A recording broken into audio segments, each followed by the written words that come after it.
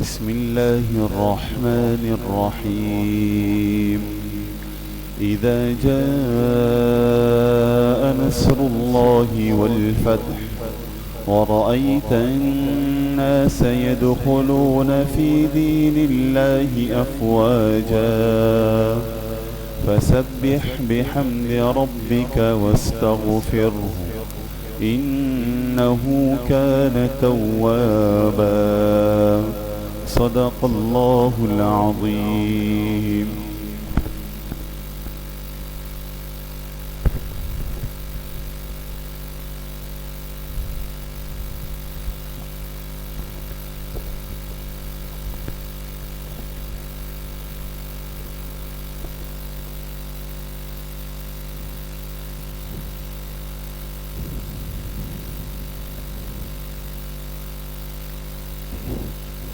محبت سے ایک مرتبہ درود پاک پڑھیں.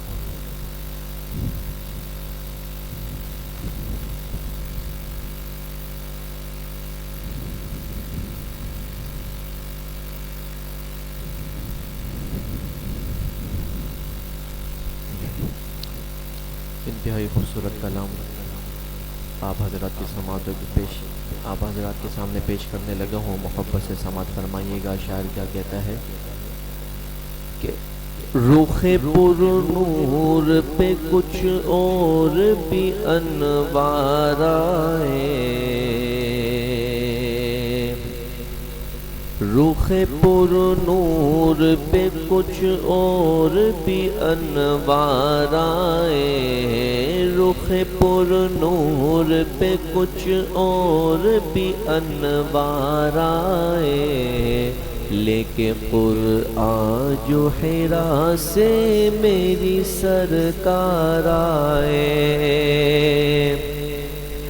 رخ پر نور پہ کچھ اور بھی انوار آئے، رخ پر نور پہ کچھ اور بھی انوار آئے، لیکن قرآن جو حرا سے میری سرکار آئے، لیکن قرآن جو حرا سے میری سرکار آئے.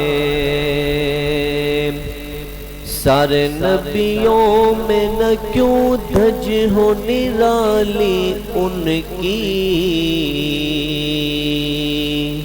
سارے نبیوں میں نہ کیوں دھج ہو نرالی ان کی، سارے نبیوں میں نہ کیوں دھج ہو نرالی ان کی، باندھ کر ختم نبوت کی وہ دستار آئے ہیں، باندھ کر ختم نبوت کی وہ دستار آئے، لیکن قرآن جو حرا سے میری سرکار آئے، رخ پر نور پہ کچھ اور بھی انوار آئے، لیکن قرآن جو حرا سے میری سرکار آئے. اور اہل دنیا کبھی دیکھا کوئی ان جیسا طبیب، اہل دنیا کبھی دیکھا کوئی ان جیسا طبیب، اہل دنیا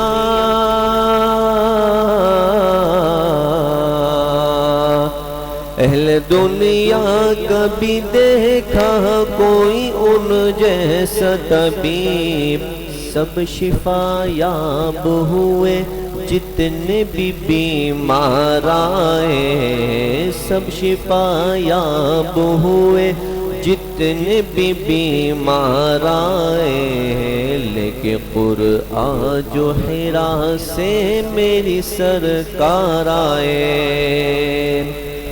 گفتگو میٹھی حیا آنکھوں میں روشن چہرہ،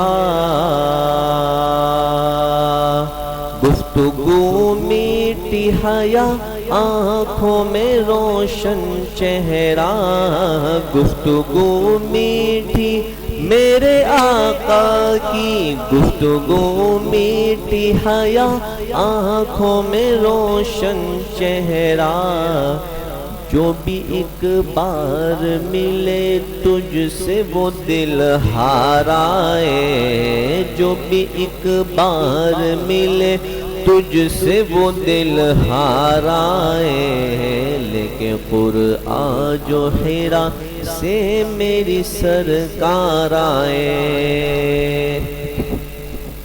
میں تو کہتا ہوں ابو بکر کی معراج تھی وہ،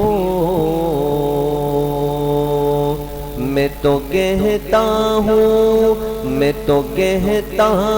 ابو بکر کی معراج تھی وہ، میں تو کہتا ہوں ابو بکر کی معراج تھی وہ، دوش پہ لے کے انہیں جب وہ سرے غار آئے، دوش پہ لے کے انہیں جب وہ سرے غار آئے، لے کے قرآن جو حرا سے میری سرکار آئے۔ اے امی ان کا کرم ہے کہ دل ان کا ہی رہا، اے امی ان کا کرم، اے امی ان کا کرم ہے کہ دل ان کا ہی رہا، اے امی ان کا کرم، ان کا کرم، اے امی ان کا کرم ہے کہ دل ان کا ہی رہا، ورنہ دل لینے کو کتنے ہی خریدار آئے ہیں، ورنہ دل لینے کو کتنے ہی خریدار آئے، لے کے قرآن جو حرا سے میری سرکار آئے۔ رخ پر نور پہ کچھ اور بھی انوار آئے، رخ پر نور پہ کچھ اور بھی انوار آئے، لے کے قرآن جو حرا سے میری سرکار آئے۔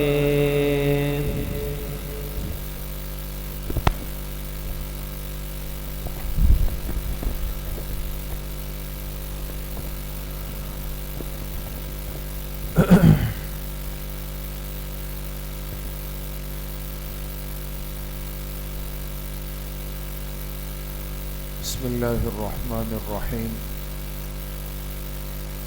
الحمد للہ وکفى وسلام علی عبادہ الذین اصطفى، خصوصا علی سید الرسل وخاتم الانبیاء وعلی آلہ واصحابہ الاتقیاء، اما بعد فاعوذ باللہ من الشیطان الرجیم، بسم اللہ الرحمن الرحیم، وَذَرُوا ظَاهِرَ الْإِثْمِ وَبَاطِنَهُ إِنَّ الَّذِينَ يَكْسِبُونَ الْإِثْمَ سَيُجْزَوْنَ بِمَا كَانُوا يَقْتَرِفُونَ۔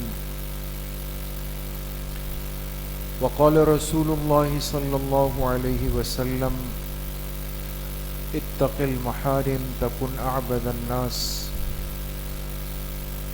صدق اللہ وصدق رسولہ النبی الکریم، یا رب صل وسلم دائما ابدا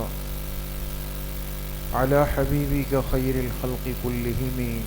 تمام احباب ایک مرتبہ درود شریف پڑھ لیں۔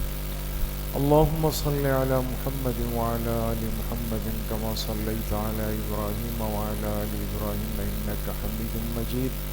اللہم بارک علی محمد وعلی آل محمد کما بارکت علی ابراہیم وعلی آل ابراہیم انک حمید مجید۔ میرے انتہائی قابل قدر دوستوں، بھائیوں اور بزرگوں، اس دنیا میں اللہ پاک نے انسان کو دو قسم کے راستے پر چلنے کا اختیار دیا ہے۔ دونوں راستوں کی منزل الگ ہے، انجام الگ ہے، نتیجہ الگ ہے۔ اور اللہ پاک نے یہ مہربانی فرمائی کہ انسان کو یہ سمجھ دی کہ وہ ان دونوں راستوں کی حقیقت کو پہچان بھی سکتا ہے، اور کون سا راستہ ایسا ہے جو اس کے لیے نجات کا، کامیابی کا، خیر کا باعث ہے، کون سا راستہ ایسا ہے جو اس کے لیے مصیبت کا، پریشانی کا، تکلیف کا باعث ہے۔ شعور اور سمجھ کی نعمت اللہ پاک نے انسان کو دے دی، لیکن اس کے ساتھ ساتھ کچھ چیزیں دنیا میں اللہ پاک نے اپنی حکمت سے ایسی رکھی کہ اگر انسان اپنی سمجھ کو کارآمد نہ بنائے، کام میں نہ لائے، تو ان چیزوں کے ساتھ جڑ کر اپنے آپ کو بڑے خسارے میں مبتلا کر دے گا۔ اور اگر انسان اپنی سمجھ کو، عقل کو کارآمد بنائے، کام میں لائے، تو ان چیزوں سے بچتے بچتے بچتے بالآخر حقیقی کامیابی کو ایک دن ضرور پالے گا۔ اسی لیے قرآن کریم میں اللہ پاک نے حکم دیا، امر کا صیغہ، وَذَرُوا، چھوڑ دو۔ ایک انسان جب کسی کو کسی کام سے منع کرتا ہے تو منع کرنے کا بھی ایک طریقہ ہوتا ہے۔ آپ نے دیکھا ہوگا، ہم جب کسی بڑے سے مشورہ کرنے جاتے ہیں کہ میں یہ کام کر لوں، وہ کہتے ہیں احتیاط سے کام لیں، وہ کبھی کہتے ہیں غور کر لیں، کبھی کہتے ہیں تسلی کر لیں، کبھی کہتے ہیں میرے دل میں نہیں آ رہا لیکن آپ اپنی ترتیب کو دیکھ لیں۔ یہ سارے الفاظ وہ ہوتے ہیں کہ جو اشارہ کرتے ہیں، سمجھاتے ہیں انسان کو۔ لیکن بعض دفعہ آپ کسی سے پوچھیں کہ میں یہ کام کرنے کا ارادہ رکھتا ہوں، کر لوں، وہ کہے قطعاً نہیں کرنا، اس کے قریب بھی نہیں پھٹکنا۔ اب دیکھیں وہ الفاظ کی سختی اور درستی بتا رہی ہے کہ یہ کام کسی بھی صورت میں کارآمد نہیں، اس میں شر ہی شر ہے، نقصان ہی نقصان۔ جب قرآن کریم میں اللہ پاک نے تذکرہ کیا اس چیز کا جو انسان کو سب سے زیادہ نقصان پہنچا کے اللہ کی رحمت سے دور کر سکتا ہے، وہ الفاظ بھی اللہ پاک نے وہ استعمال فرمائے جس میں قطعیت تھی، دوسرا امکان ہی نہیں۔ وَذَرُوا، چھوڑ دو، ترک کر دو، ظاہر الاسم و باطنہ، ہر اس گناہ کو جو چاہے ظاہر کا ہو چاہے باطن کا ہو، نظر آنے والا ہو یا دل، دماغ اور سوچ اور خیالات میں پوشیدہ ہو، لیکن چھوڑ دو اس کو۔ معلوم ہوا کہ معصیت، نافرمانی، گناہ ایسی چیز ہے جو بندے کو اللہ کی رحمت سے یقینی طور پہ محروم کرتی ہے۔ اس لیے اللہ پاک نے تعبیر بھی سخت استعمال فرمائی، اس کو ترک کر دو، چاہے وہ ایسا گناہ ہے جو نظر آ رہا ہے، جیسے مثال کے طور پہ یہ گدا ہے اور میں بلا وجہ اٹھا کے اس طالب علم کو مار دوں سر پہ، یہ ظاہر کا گناہ ہے جو نظر آ رہا ہے۔ اور ایک چیز یہ ہے کہ دل میں ابھی بیٹھ کر خدا نخواستہ کسی کے بارے میں حسد کے جذبات بنا رہا ہوں، باہر کسی کو اچھی حالت میں دیکھ کے آیا، اب یہاں دیکھ کر اندر دل جل رہا ہے، کیوں ایسا ہے؟ اب کسی کو نظر نہیں آ رہی میرے اندر کی کیفیت، لیکن اندر ایک گناہ پک رہا ہے، بن رہا ہے۔ دونوں چیزیں مضر ہے، دونوں چیزیں نقصان دہ ہے، دونوں چیزیں ہلاک کرنے والی ہے، دونوں چیزیں اللہ کی رحمت سے محروم کرنے والی۔ چھوڑ دو، چاہے جو گناہ ظاہر کا ہے اس کو بھی چھوڑ دو، جو چھپا ہوا باطن کا ہے اس کو بھی چھوڑ دو۔ ان الذین یکسبون الاسم، اتنا سمجھانے اور منع کرنے کے باوجود بھی اگر کوئی شخص گناہ کی طرف جائے گا، سیجزون بما کانوا یقترفون، اپنے کیے ہوئے کا بدلہ تو اس کو مل کر رہے گا، پھر اس کا نقصان وہ ضرور اٹھائے گا۔ اب چاہے دنیا میں اٹھا لے یا 100 کے 100% آخرت میں اٹھا لے، چاہے دنیا میں اس کی ایک جھلک آ جائے، حقیقی اور پورا بدلہ آخرت میں ملے، لیکن میرے عزیزو دوستو بزرگوں، گناہ وہ کانٹا ہے جو چبھنے کے بعد نقصان کر کے ہی نکلتا ہے، نقصان کرے گا۔ اس لیے میرے عزیزو دوستو بزرگوں، بہت زیادہ فکر مند ہونے کی ضرورت ہے۔ پھر خاص طور پہ جس ماحول میں اور جس کیفیت میں میں اور آپ زندگی گزار رہے ہیں، خیر کی دعوت اگر 2% ہے تو گناہ کی دعوت 98% ہے۔ نیکی کرنا اگر 10% آسان ہے تو گناہ کرنا 90% آسان ہے۔ نیکی کے داعی اور دعوت دینے والے 5% ہے تو گناہ اور نافرمانی کے داعی 95% ہے۔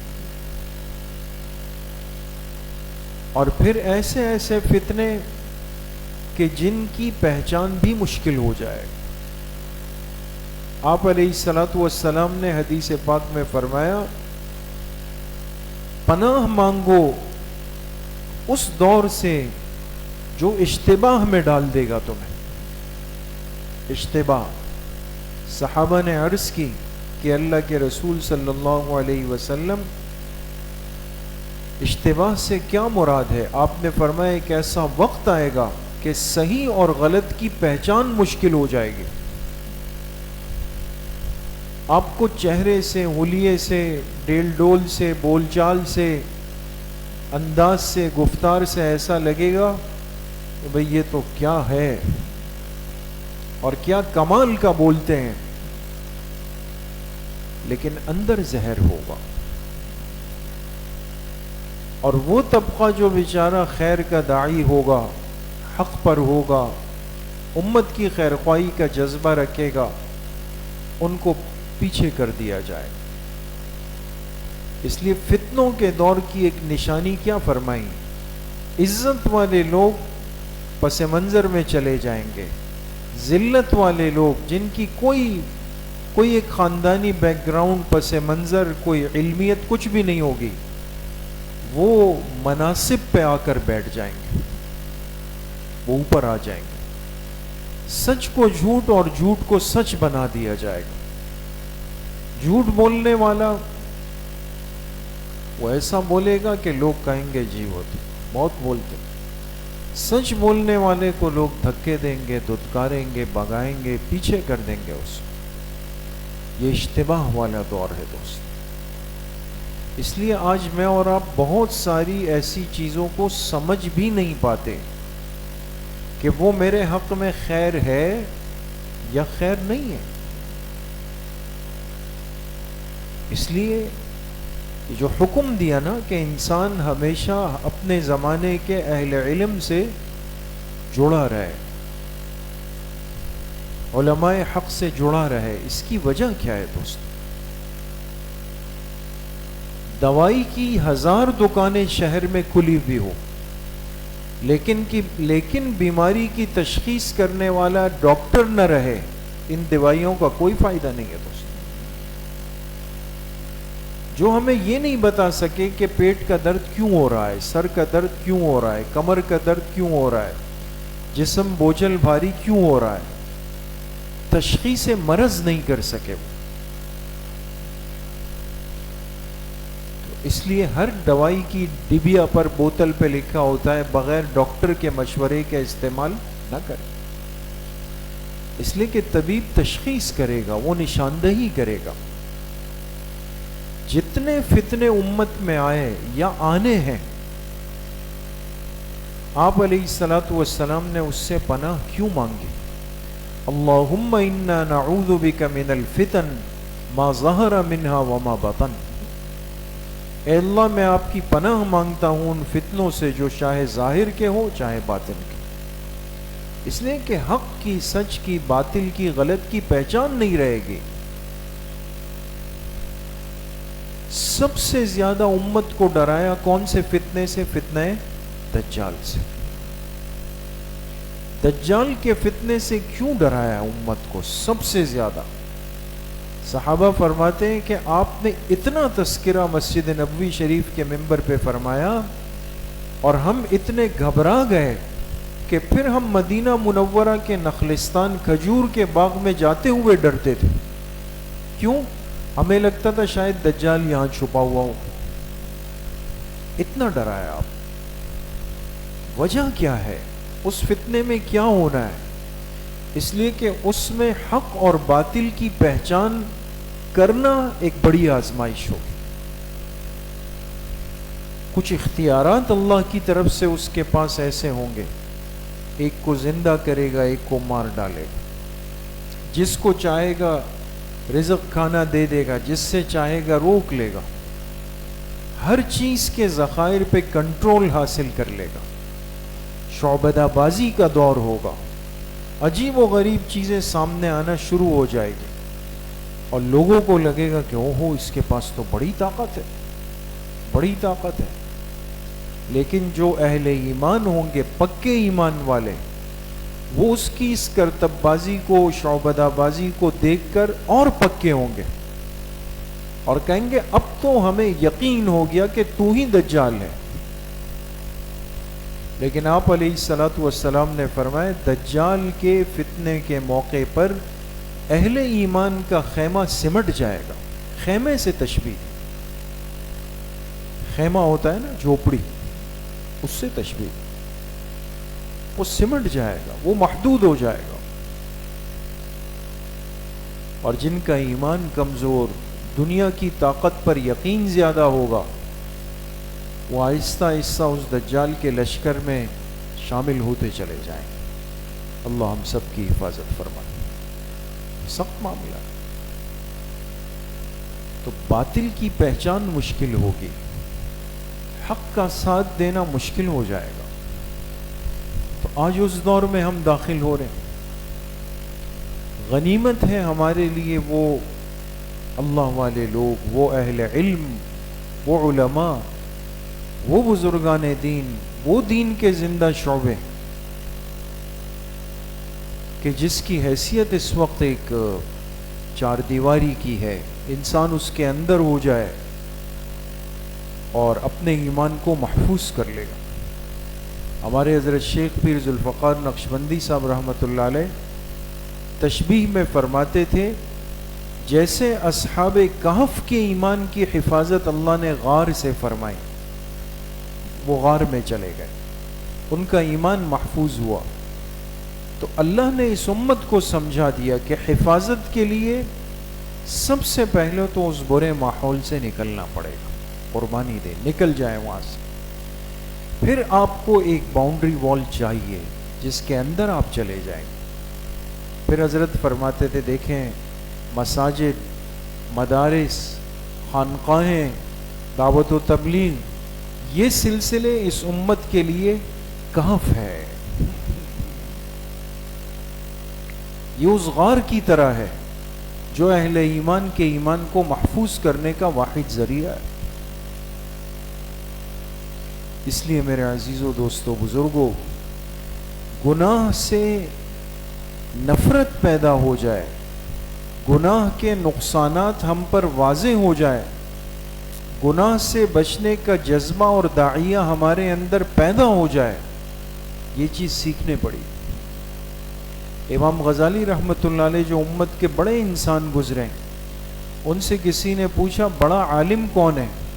عالم، بڑا عالم کون ہے؟ فرمائے جو جتنا گناہ کے نقصانات سے زیادہ واقف ہو، جو جتنا گناہ کے نقصانات سے زیادہ واقف ہو، وہ اتنا بڑا عالم.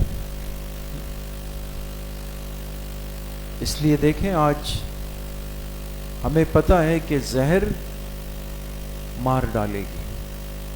بجلی کی ننگی تاروں کو ہاتھ لگانا کرنٹ لگا کے مار ڈالے گا. زہریلے سانپ اور بچھو کے ساتھ دوستی کریں گے وہ مار ڈالے گا.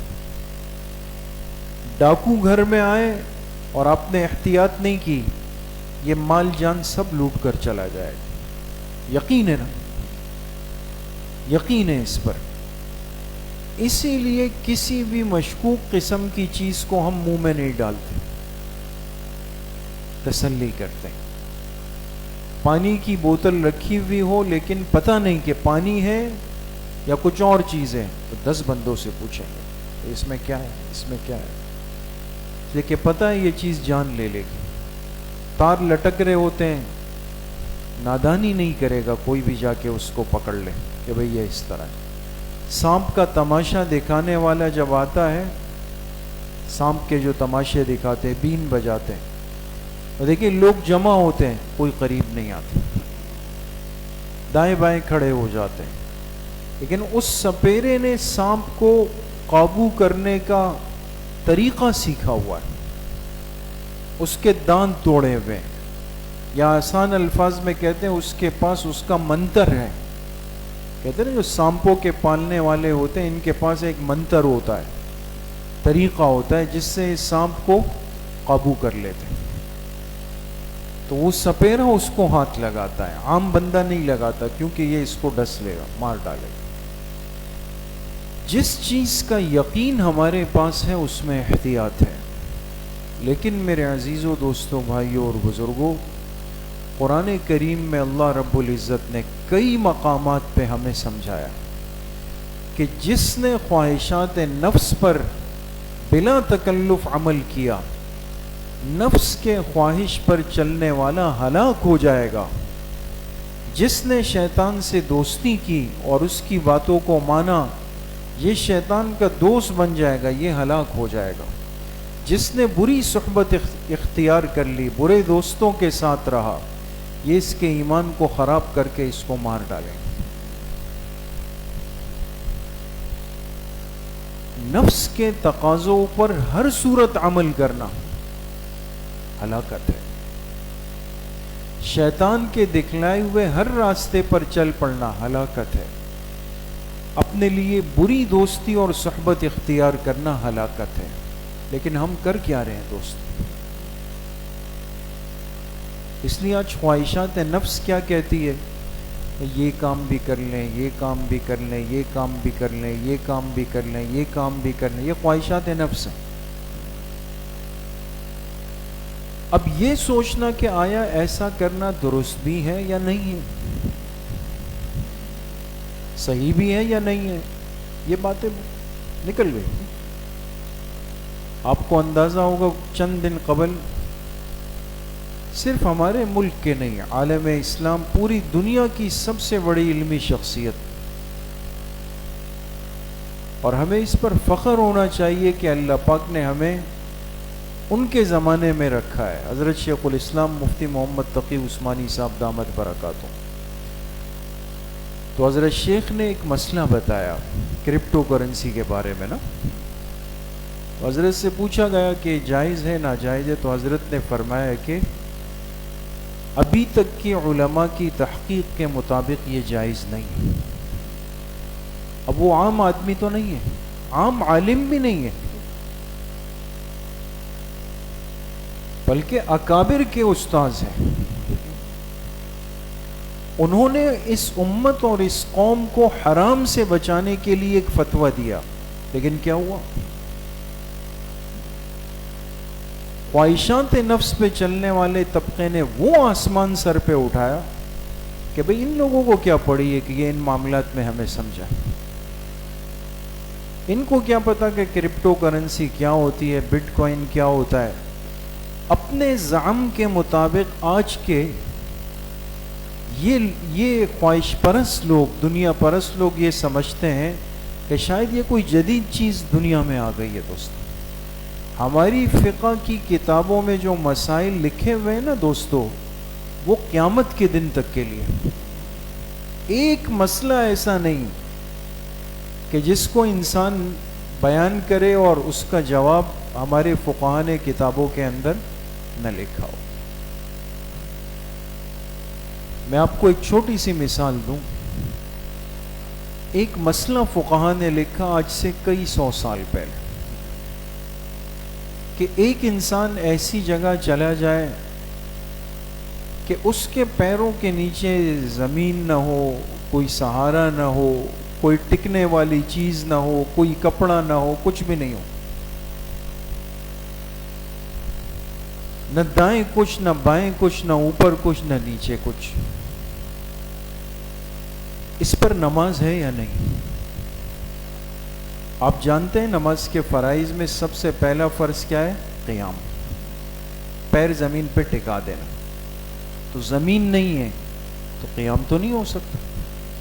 اس بندے پر نماز ہے یا نہیں؟ یہ مسئلہ جب فقہاء نے لکھا اور صدیوں پہلے لکھا، تو اس ہر دور میں ایسے لوگ ہوتے ہیں، انہوں نے کہا یہ فارغ لوگ ہیں، کہا یہ فارغ لوگ ہیں، بھلا یہ ممکن ہے اس دنیا میں کہ انسان ایسی جگہ چلا جائے جہاں نہ پیر کے نیچے کچھ ہے، نہ ہاتھ کے پاس کچھ ہے، نہ اس ہاتھ کے پاس کچھ ہے؟ یہ کیسے ہو سکتا؟ کوئی نہ کوئی چیز تو ہے۔ زمین ہے، زمین نہیں ہے تو کشتی ہے، کشتی نہیں ہے تو گاڑی ہے، گاڑی نہیں ہے تو اونٹ ہے، جانور ہے، ہوائی جہاز ہے، کہیں نہ کہیں تو پیر ٹکے ہوئے ہیں اس کے۔ مذاق اڑایا۔ اب دنیا خلا میں جا رہی ہے دوست۔ خلائی شٹل سنا ہے؟ خود ہمارے ملک میں باقاعدہ اسپارکو کے نام سے ادارہ ہے، کراچی میں بھی، یونیورسٹی کے پاس۔ اور چند سال قبل ہمارے پڑوسی ملک ہندوستان نے ایک بڑا تجربہ کیا اور خلائی شٹل بھیجا اور اس پہ کھربوں ڈالر پھونک دیا، اور اللہ کی شان یہ ہے کہ یہ وہ ایک حد تک اور آخری اس تک پہنچنے کے قریب جا کر وہ تباہ ہو گئی۔ یہ تو خیر وہ باتیں جو پیش آئی دنیا میں۔ اب دنیا آج کی کہہ رہی ہے کہ ایسا ممکن ہے کہ ایک انسان خلا میں چلا جائے، خلا میں، ہوا میں اڑ رہا ہے، خلا میں۔ اب خلا میں جانے والا انسان جو ہوتا ہے، یہ ایک حد تک جانے کے بعد ایک پیراشوٹ کے سہارے پر ہوتا ہے، اڑ رہا ہوتا ہے پرندے کی طرح۔ پیراشوٹ جو اس کے پیروں کے نیچے کوئی زمین، کوئی چادر، کوئی قوام والی چیز نہیں ہے، یہ جا رہا ہے خلا کے اندر۔ اور نماز کا وقت ہو جائے یا اس کو نماز پڑھنی پڑے تو اب یہ کیا کرے گا؟ جو مسئلہ آج پیش آیا اس کو صدیوں پہلے فقہاء نے لکھ دیا تھا۔ میں عرض یہ کرنا چاہتا ہوں کہ نفس پرستی جب غالب آئے گی تو اہل حق کی بات اور بیان کیا ہوا مسئلہ بھی بوجھ لگے گا، اس لیے کہ مجھے تو دنیا چاہیے، مجھے تو ڈالر کمانے۔ اس چیز پر جو آدمی زد لگائے گا تو میں بگڑ جاؤں گا۔ اپنے نوجوان ساتھیوں سے بھی عرض کرتا ہوں، چونکہ آج کل اس چیز کی حرص بہت بڑھ گئی ہے کہ کم وقت میں انسان بلینئر بن جائے، بغیر محنت کیے ہوئے، بغیر پسینہ بہائے ہوئے۔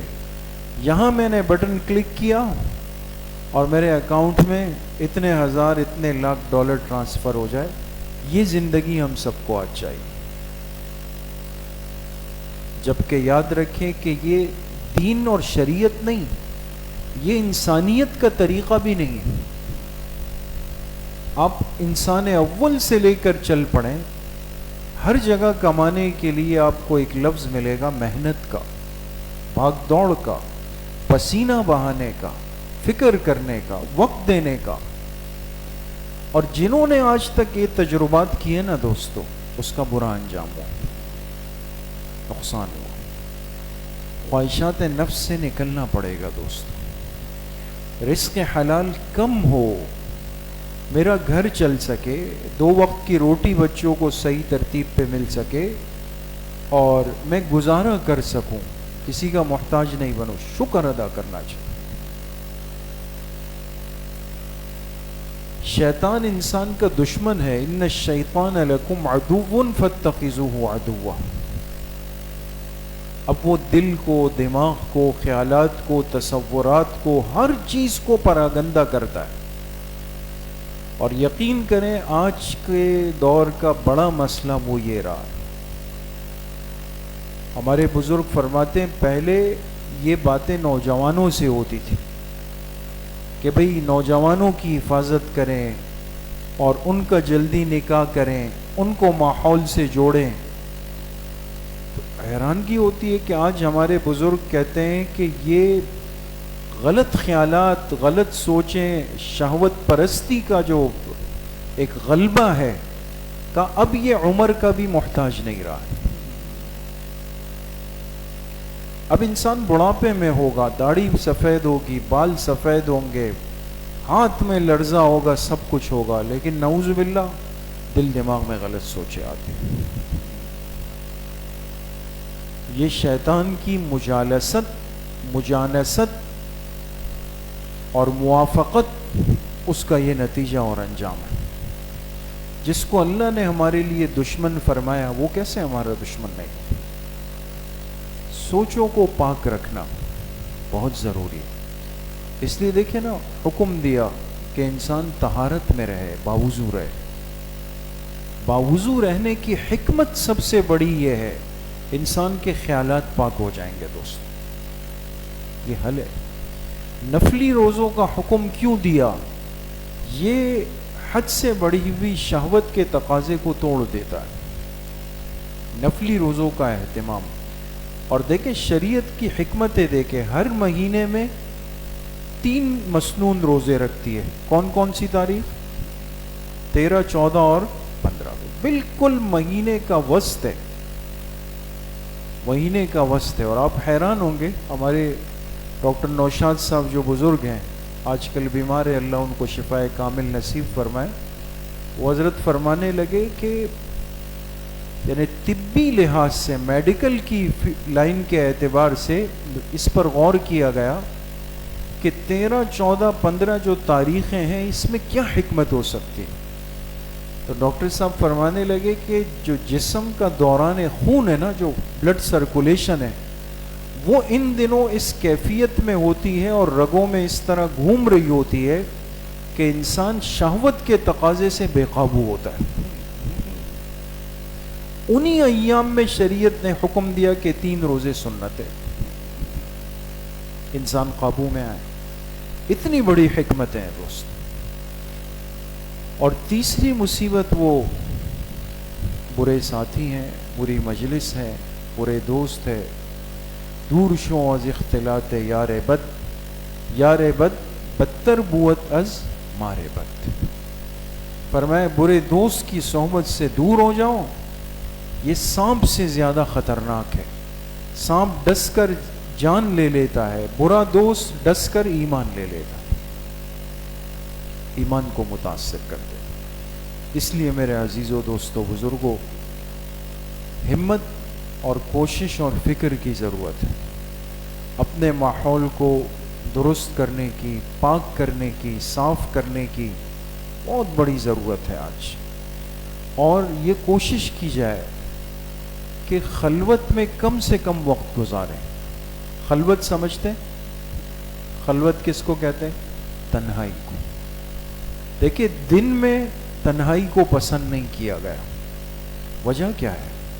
وجہ یہ کہ دن میں اگر انسان تنہا بیٹھے گا تو جسم طاقتور ہوتا ہے، گناہ سوچے گا۔ رات کو خلوت پسند ہے کہ انسان اکیلے میں مصلی پر بیٹھ جائے۔ اس کی وجہ یہ کہ رات کو انسان پر نیند کا غلبہ ہوتا ہے، وہ نیند چاہتا ہے۔ اس وقت میں وہ چاہے گا کہ بستر پہ جاؤں، اور اللہ پاک کی محبت کہے گی مصلی پر آ جاؤں۔ تو دن کے اوقات میں خاص طور پہ خلوت اور تنہائی سے اپنے آپ کو بچائیں۔ طہارت اور باوضو رہنے کا بہت زیادہ اہتمام کریں۔ ہر مہینے کے مسنون اور نفلی روزوں کی عادت ڈالیں. جو بچے نکاح کی عمر کو پہنچ جائیں، بچے ہیں بچیاں ہیں، ماں باپ ان کی شادی میں بلا وجہ اور بلا عذر تاخیر نہ کریں. اس کو کھینچے نہیں. ایک تو یہ کہ چلے کوئی عذر ہے، پریشانی ہے، تو پھر اس کے لیے انسان تربیت کرے، محنت کرے. لیکن اگر آپ کے پاس اسباب ہے، اچھا رشتہ ہے، ترتیب بن گئی، تو پھر جلد از جلد اس فریضے کو نمٹائیں. اللہ پاک مجھے بھی آپ سب کو صحیح عمل کی توفیق نصیب فرمائے. اب کچھ دیر کے لیے انشاءاللہ ہم بزرگوں کے ختمات پڑھیں گے، اس کے بعد تھوڑا سا ذکر اور پھر انشاءاللہ دعا ہو جائے گی. بسم اللہ الرحمن الرحیم. الحمد للہ الذی لم یتخذ ولدا ولم یکن له شریک فی الملک ولم یکن له ولی من الذل وکبرہ تکبیرا. تمام ساتھی ایک مرتبہ درود شریف پڑھ لیں. اللہم صل علی محمد اللہم بارک علی محمد وعلی.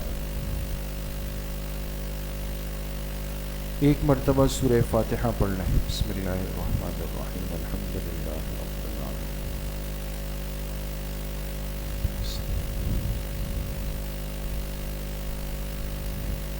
ایک مرتبہ درود شریف پڑھ لیں. اللہم صل علی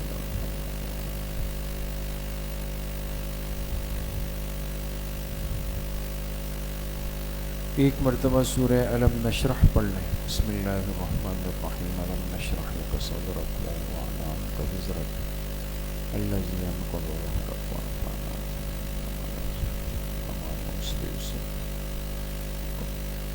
ایک مرتبہ سورہ اخلاص پڑھ لیں. بسم اللہ الرحمن الرحیم. قل هو اللہ احد اللہ الصمد. ایک مرتبہ سورہ فاتحہ پڑھ لیں. بسم اللہ الرحمن الرحیم. الحمد للہ رب العالمین.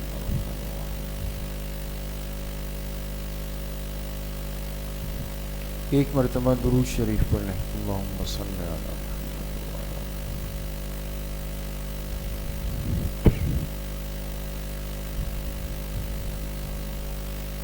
7 مرتبہ پڑھیں. اللہم یا قاضی الحاجات. اللہم یا قاضی الحاجات.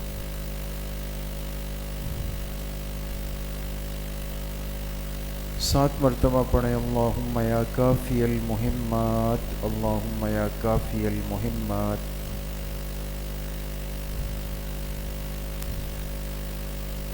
سات مرتبہ پڑھیں. اللہم یا دافع البلیات. اللہم یا دافع البلیات.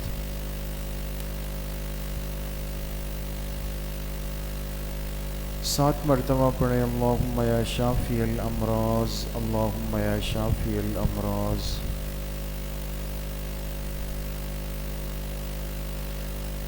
سات مرتبہ پڑھیں. اللہم یا رفیع الدرجات. اللہم یا رفیع الدرجات.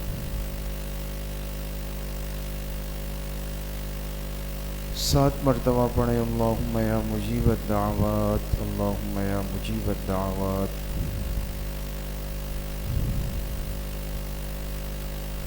سات مرتبہ پڑھیں. اللہم یا ارحم الراحمین. اللہم یا ارحم الراحمین. ایک مرتبہ درود شریف پڑھ لیں. اللہم صل علی محمد.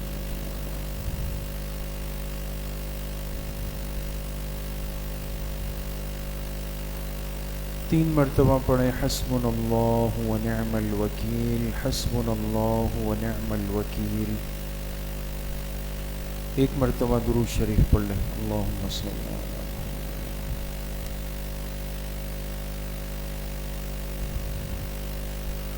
تین مرتبہ پڑھیں. یا خفی اللطف ادرکنی بلطفک الخفی.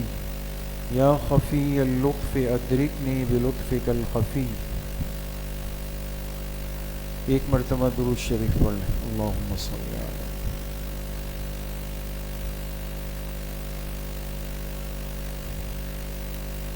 تین مرتبہ پڑھیں. لا حول ولا قوت الا باللہ.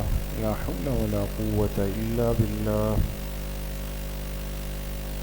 ایک مرتبہ درود شریف پڑھ لیں. اللہم صل علی محمد.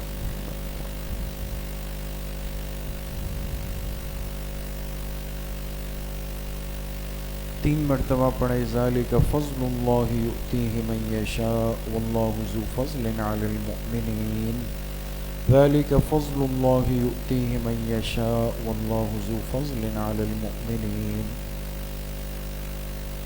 ایک مرتبہ درود شریف پڑھ لیں، اللہم صلی علی محمد وعلی آلہ۔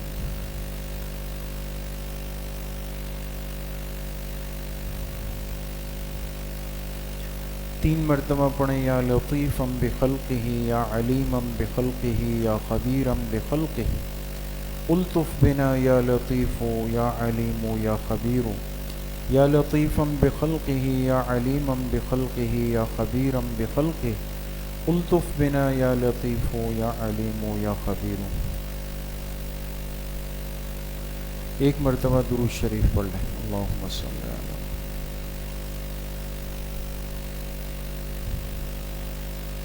تین مرتبہ پڑھیں، انا للہ و انا الیہ راجعون، انا للہ و انا الیہ راجعون۔ ایک مرتبہ درود شریف پڑھ لیں، اللہم صلی علی۔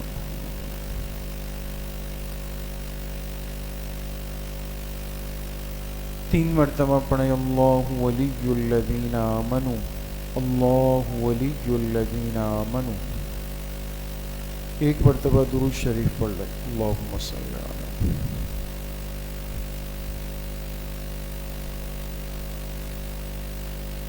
تین مرتبہ پڑھیں، واللہ ولی المؤمنین، واللہ ولی المؤمنین۔ ایک مرتبہ درود شریف پڑھ لیں، اللہم صلی علی۔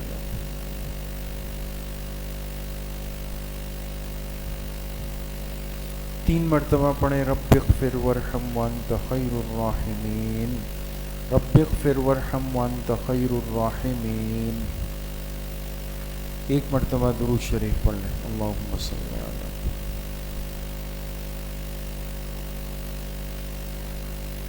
تین مرتبہ پڑھیں، یا لطیف یا خبیر یا ودود یا شکور، یا لطیف یا خبیر یا ودود یا شکور۔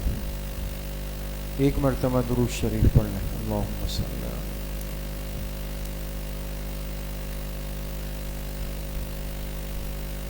تین مرتبہ پڑھیں، واعف عنا واغفر لنا وارحمنا انت مولانا فانصرنا علی القوم الکافرین، واعف عنا واغفر لنا وارحمنا انت مولانا فانصرنا علی القوم الکافرین۔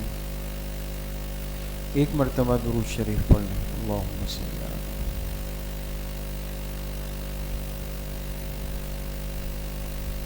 تین مرتبہ پڑھیں، یا رحمن یا رحیم یا اللہ یا کریم، یا رحمن یا رحیم یا اللہ یا کریم۔ ایک مرتبہ درود شریف پڑھ لیں، اللہم صلی علی۔